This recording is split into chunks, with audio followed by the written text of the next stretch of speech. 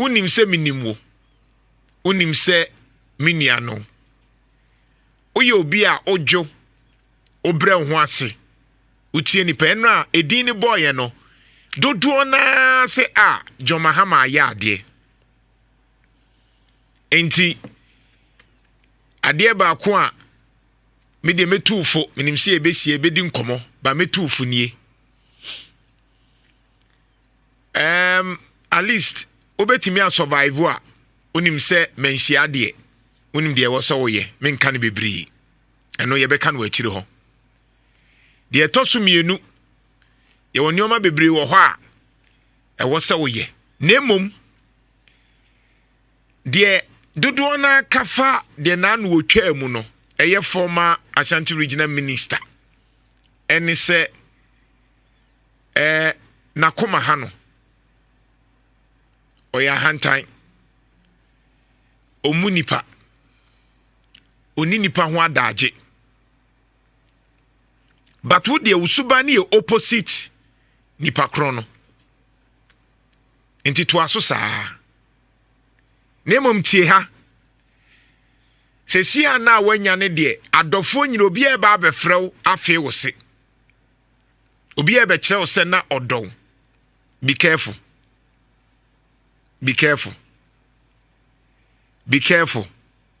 ise afin na enkofo bi a omun frɛ wo da omun nim wo no omu be frɛ be careful afin na businessmen ni mpanyufo bi a omuye movers and shakers e ba be frɛ now money why be careful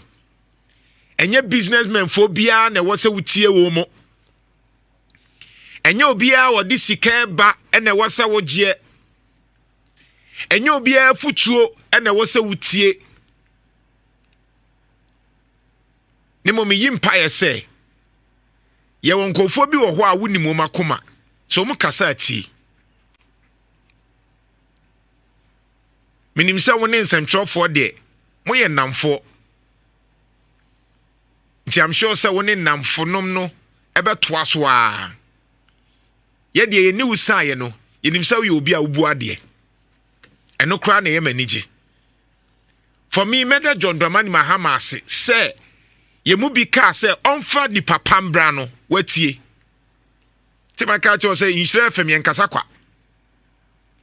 nsɛm bia na ye ka ne nne Jomahama otene direct enti se wo tie show we a de beka ne no ekọ Jomahama ho straight president emfa ba bia o enti ne maka se unya position uya NDC ni na benya DC whatever ewa ha hweye because so unse na Jantuah ni abre director asem no me nkoka nkire obi a o Jomahama betene direct emfa nchen minim de America because me pese Asante man ye pese Asante man enim banyam biem ye Amoakohene phase 2 no e also hweme ye because mo na mo share kejetia phase 1 nase phase 2 no wie mayen ye Amoakohene crop from market no be wie mayen wo de be wie mayen e kwan no dodo na ye ntimi awie no wie mayen swami interchange no mi jiwudi bra mi jiwudi meboa wa mo aye adwuma meboa wa mo aye adwuma multimedia beboa mo aye adwuma because ye pese asanteman puntuo ye mfa ho but essence wo de ye ka wo betie nti no mesrew